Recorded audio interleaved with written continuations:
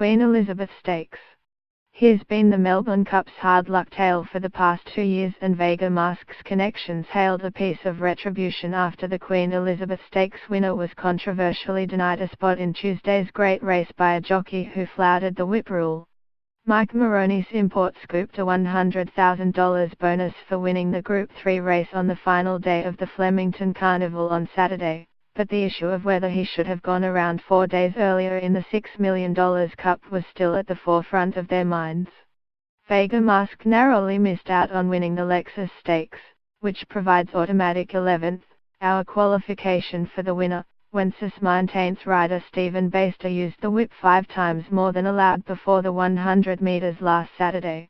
It's justice, I think, isn't it? After what happened last Saturday, it's a consolation, Vengeur Masque's managing part owner Rupert Le said as the Geelong Cup winner held off Grey Lion in the Queen Elizabeth Stakes.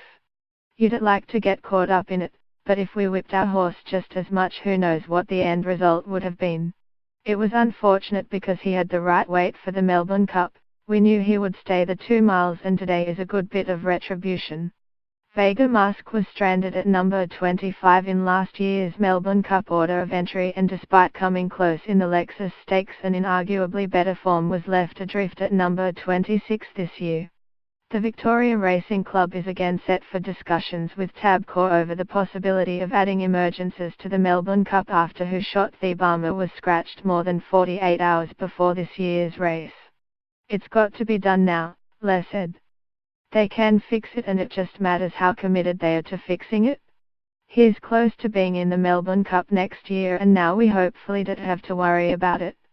Vengeur Masque rallied under a strong challenge from Matthew May Grey Lion, winning by 3/4 of a length as Bendigo Cup hero Kua laboured into 6th.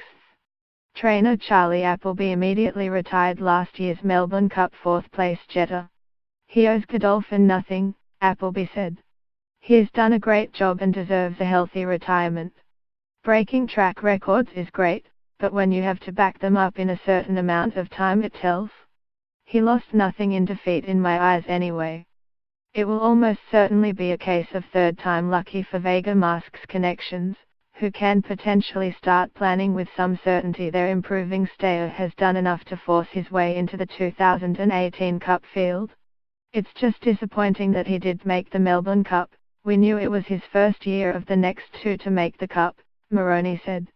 I would have loved to have run him this year. He would have really run well, but we just missed out.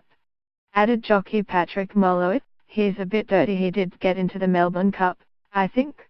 He did want to lay down today.